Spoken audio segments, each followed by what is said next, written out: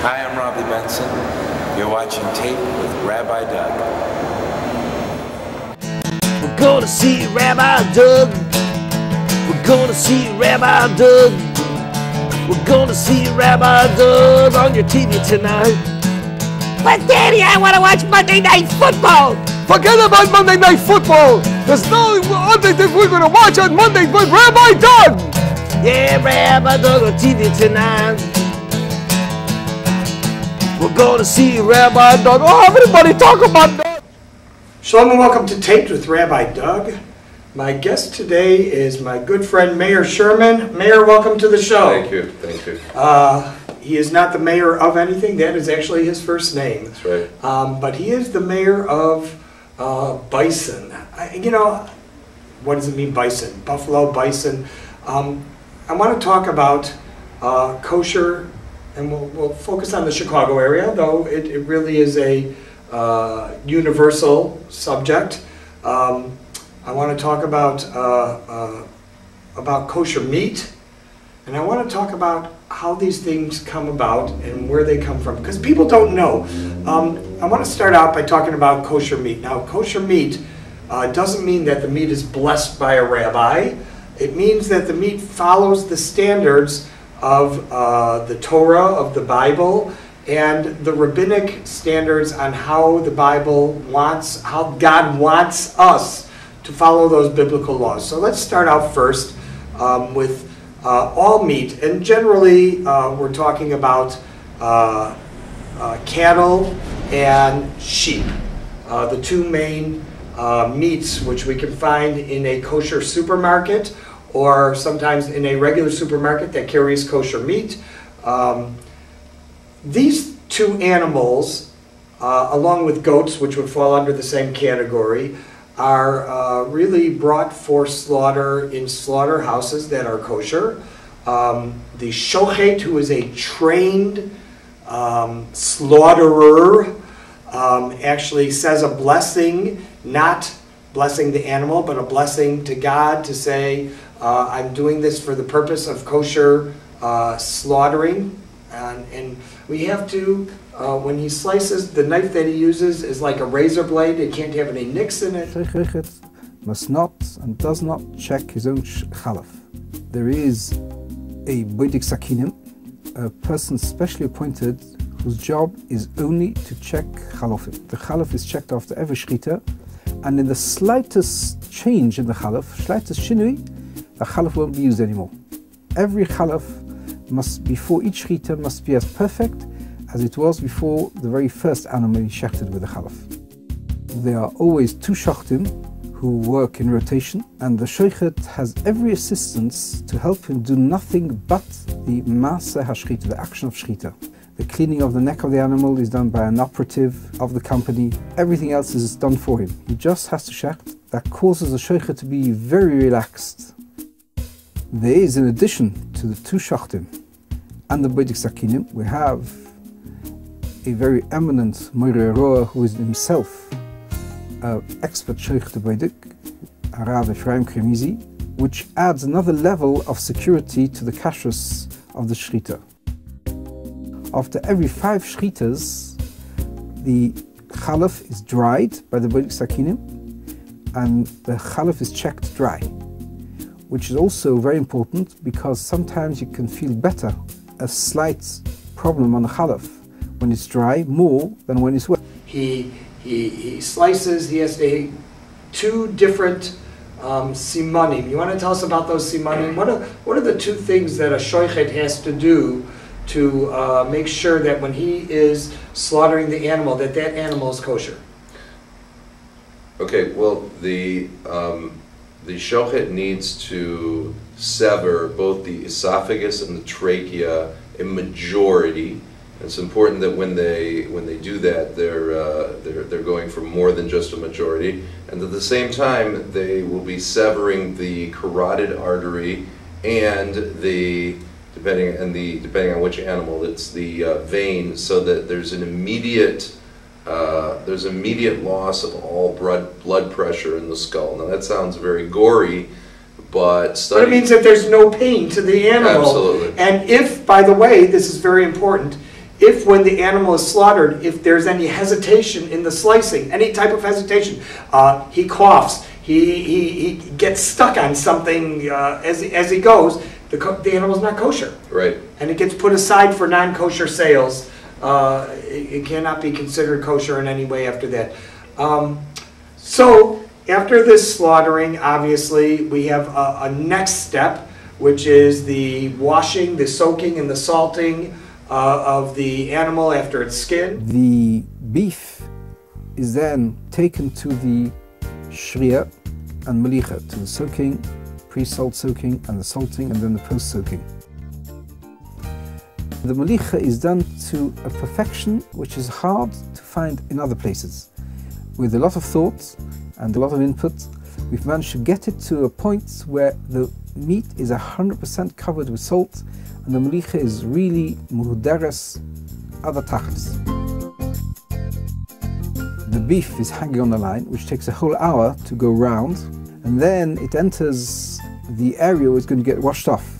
There's first a shower to get rid of the salt, which is niputs, and then it automatically is dipped into 3 consecutive soak tanks, where it has a hadocha achroina 3 times. This is to take out the blood. We're not allowed to, no kosher meat can't have any blood in it. If it does have blood in it, then it's not kosher, even if it was slaughtered properly.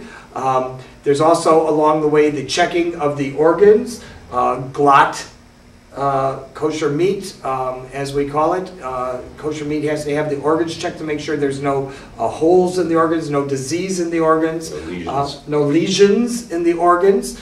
For it to be kosher. And once all that's done, after the soaking and salting, it's cut to size for market sale to a consumer. In the olden days, you used to buy your meat and used to soak it and salt it yourself. And the same rule goes for fowl. Chicken, turkey, and any other kosher fowl. Duck. Of the few things that there are, such as white ducks. Only white ducks are considered kosher. Ones that are raised.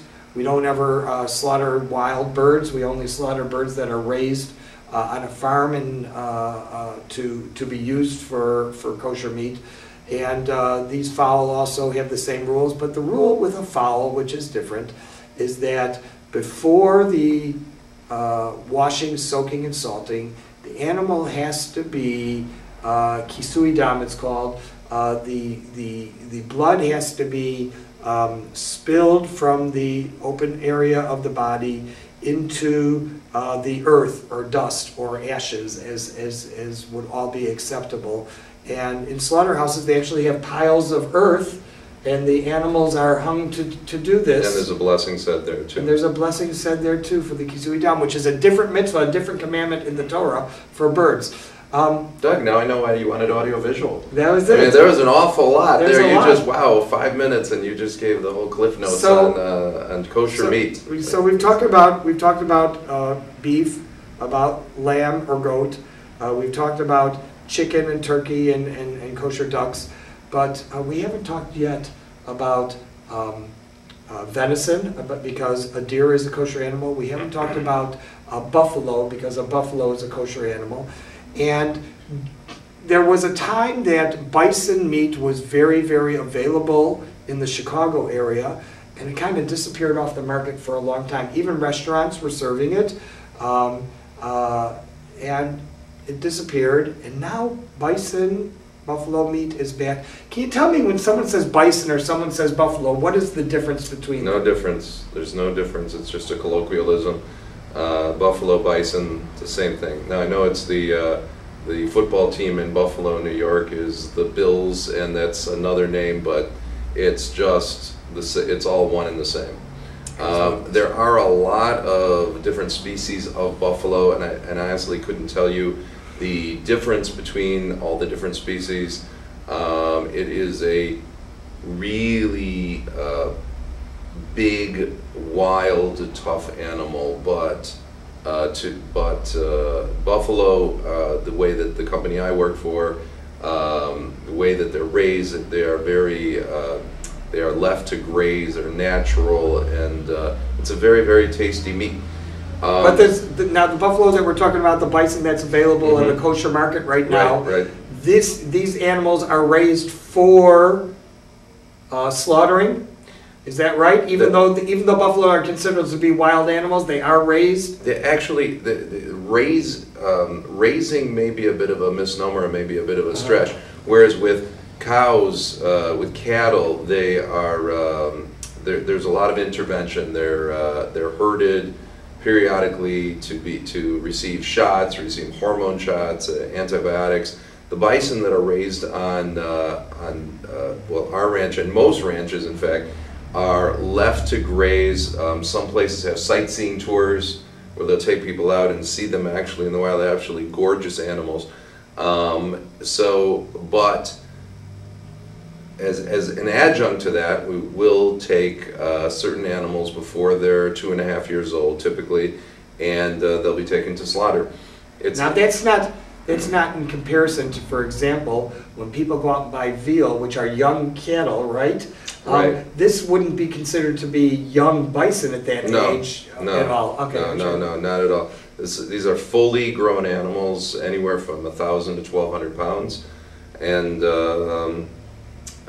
it's a very small niche market, which is one of the reasons, like you mentioned before, it hasn't been available for a while, because if you don't own the herd, you find yourself as an entrepreneur in the bison business attempting to go and find 5 animals here, 6 animals here, which isn't so simple, because in all of the United States, so you're sitting down, in all of the United States, kosher, non-kosher, there were 100,000 animals slaughtered, bison last year, roughly 99,000. Kosher and non-kosher. Yeah, for all bison consumption.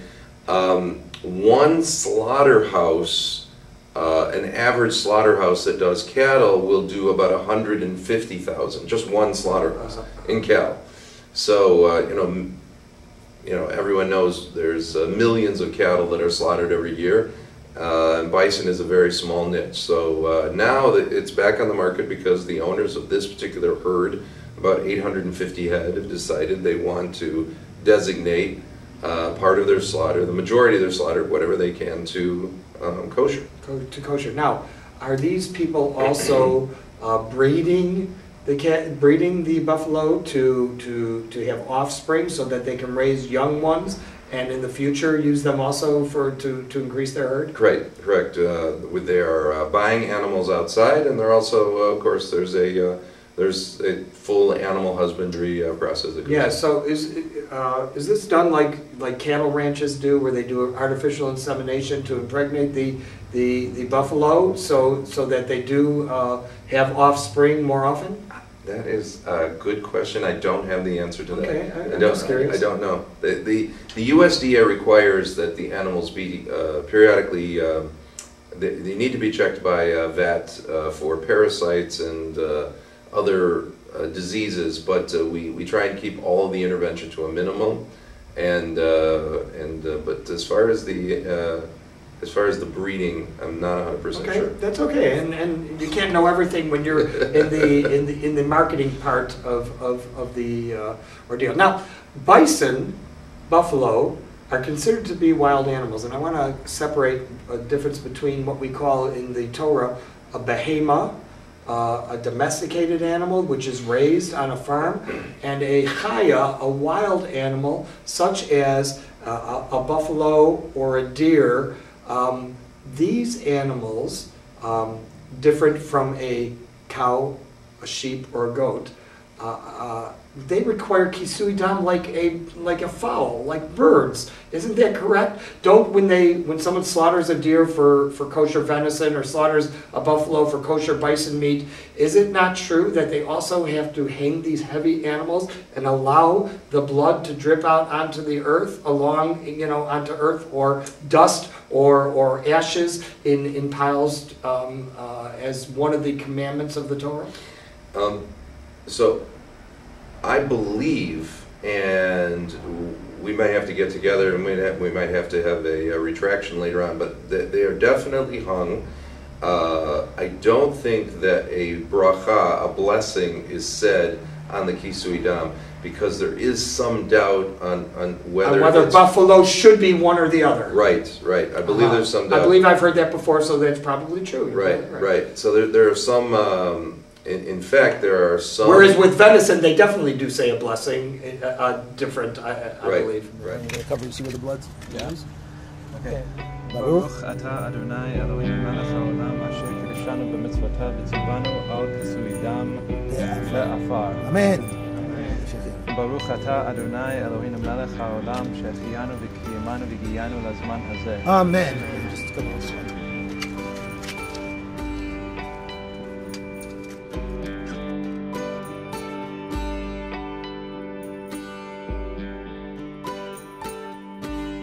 And I don't know why there's that disagreement, but Well, I would guess only because bison in Buffalo are raised on farms. they're raised and on they could farms, and be- they are so similar to cattle in many respects. Yeah.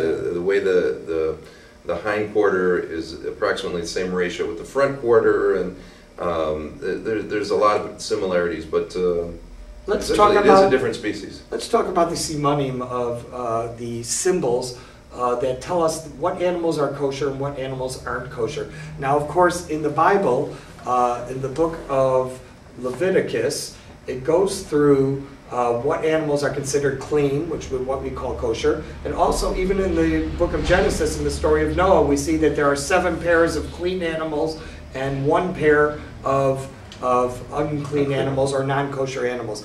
Now, a kosher 4-legged animal to be kosher has to have 2 things. One is it has to have wholly split hooves, and it has to chew its cud, which means have more than 1 stomach and chew its cud.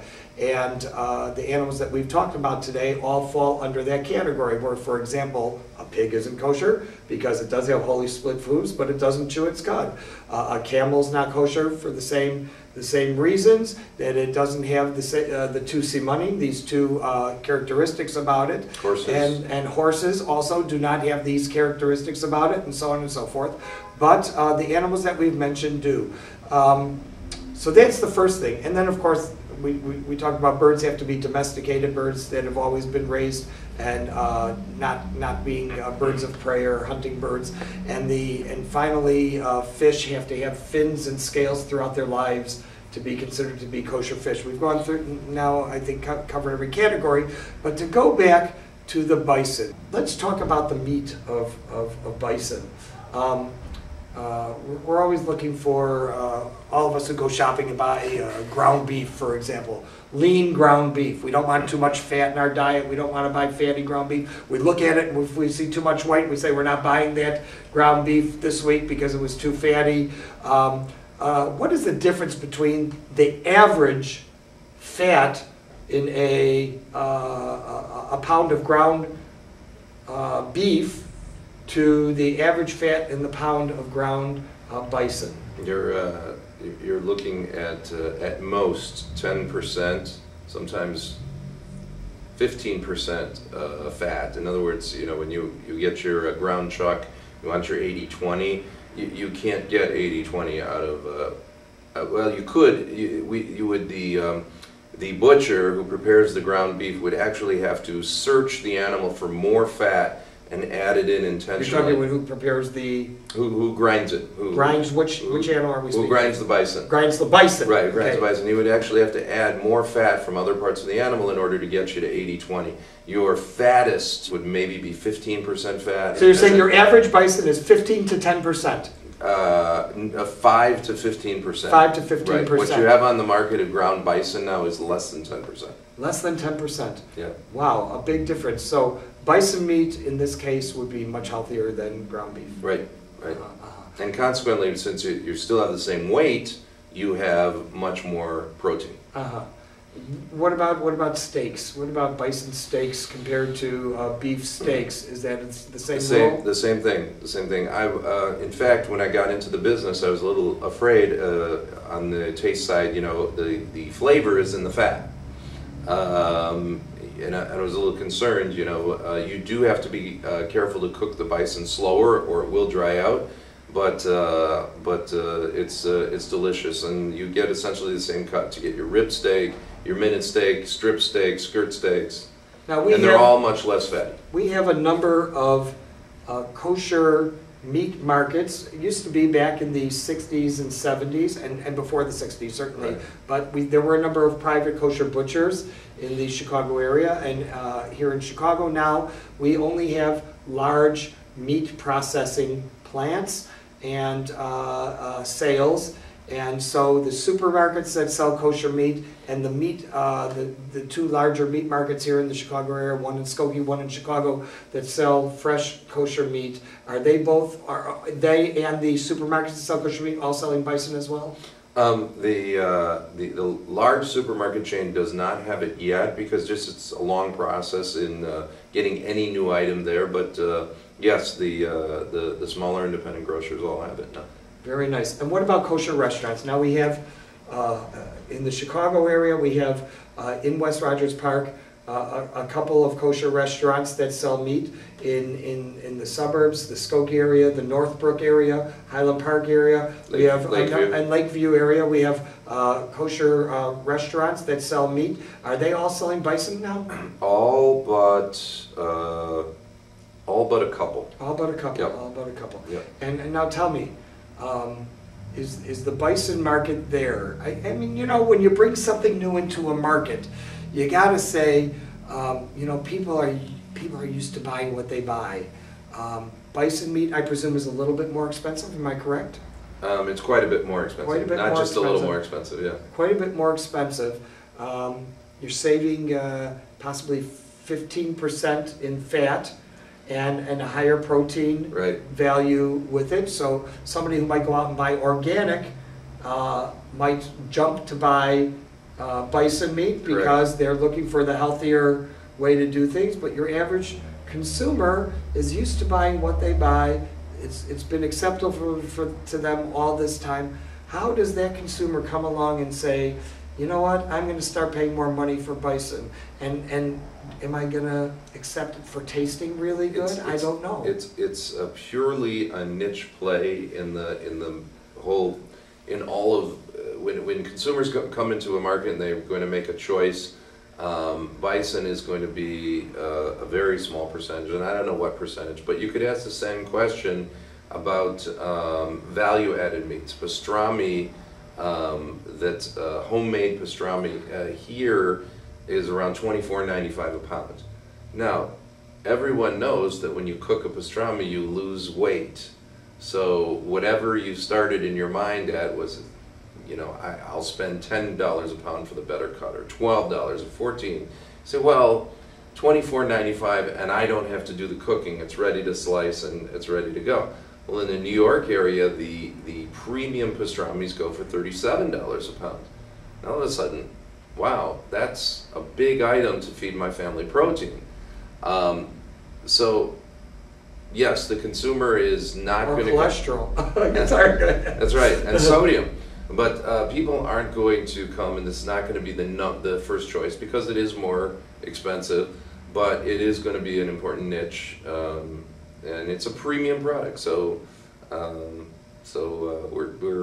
hoping it's not just flash in the pan, and we maintain that niche. Great. We're here on Taped with Rabbi Doug. I'm here with Mayor Sherman. We're talking kosher meat and bison and lamb and fowl, and we're going to be right back, so stay with us. Why should America support Israel? Israel is, and always has been, a strong and important ally. As America supported the small Jewish nation, both countries evolved for the better. The strong alliance between these two nations has led to many economic developments. Israel was the destination of 25% of all U.S. exports to the Middle East in 2011, and sales to that entire region have grown from around 300 million to almost 1.1 billion. The strong alliance between these two nations has created many new defense and warfare systems, such as unmanned drones. The strong alliance between these two nations has created a better intelligence system that identifies terrorism and illegal nuclear proliferation, which has resulted in stronger U.S.-Arab relations than ever before. The countries surrounding Israel rarely support it, and a majority of Israel is plagued by suicide bombings and attacks from anti-Israeli groups. Israel needs America's support if it wants to maintain its freedom and independence. Buckle up for safety, buckle up. Buckle up for safety, always buckle up. Pull your seatbelt snug, give an extra tug. Buckle up for safety, buckle up. Buckle up for safety, buckle up. Buckle up for safety, always buckle up. Show the world you care by the belt you wear. Buckle up for safety when you're driving. Buckle up for safety, buckle up. Buckle up for safety, always buckle up. Put your mind at ease, tell your riders please. Get your seatbelts buckled, everybody buckle up. The National Safety Council says, if you don't have seatbelts, get them. If you do have seatbelts, use them. Seatbelts can and do save lives every day. Buckle up for safety, everybody buckle up. Hi, my name is Rabbi Pesach Kron. You're watching Taped with Rabbi Doug, and I hope you all are inspired by this great show. Welcome back. I'm here with Mayor Sherman, and we are here on Taped with Rabbi Doug, and we're talking about kosher meats and the Chicago market right now. A little bit we're focusing on, and the new Bison on the market today. Do you think that there's advertising out there that people know yet that Bison is available? For those who didn't know, especially those who are going to places that aren't selling it yet, they say, oh, if I went there instead of there, I could have gotten Bison, which has less fat and a higher protein value. It hasn't been advertised in the Chicago Tribune or some of the other papers yet, but the penetration is almost at every single retailer. So if it's not there, people should ask for it, I guess. Okay, so let's go the other way with non-kosher. Yep. Is non-kosher bison being sold in great quantity, or is that also still not a niche in the market yet? It is a niche, but again, it's the same as kosher. It's a very small niche. You mentioned before about in the slaughtering, there's only a certain percentage of animals. Why? Because some animals have lesions on some of the organs, and animals are rendered not kosher even if it's a kosher animal. In fact, and as well, we didn't talk about the hindquarter. Right. Now, a whole hindquarter of a four-legged animal that's kosher is never kosher. Because of the sciatic nerve, and somebody who can cut it out is another story, trade-breed, but generally it's not kosher at all. In general, right. So the kosher bison that have been slaughtered up until this point have been a very high percentage. We're at about 80% of the animals, 85% in fact, were kosher, where with beef in the commercial market they're at 25 to 35% of the animals are slaughtered kosher. So with the hindquarter, that all is sold non-kosher, and it's a niche, just like the kosher. Wow. Well, I can't thank you enough for being on the show and sharing all this information that I think a lot of our viewers are looking for. Remember, you can check out our website, www.tvrabbi.com, where you can also see former shows on the web. And if you want to send Mayor an email or me, you can send it to info@tvrabbi.com. I'll forward it to him, and I'm sure he'll send you a personal reply. Hope to see you next week, same time, same place. Thank you, Mayor Sherman. Pleasure. Right here on Tape with Rabbi Doug. Shalom, everyone. Yeah, I'm talking about Rabbi Doug. Talking about Rabbi Doug. Talking about Rabbi Doug on your TV show. Well, he's the rabbi for me. Anytime you need. You're gonna get married or you're gonna die. Gonna see Rabbi Doug. Gonna see Rabbi Doug. Gonna see Rabbi Doug. Gonna see Rabbi Doug on the TV tonight. This has been a Tape with Rabbi Doug production.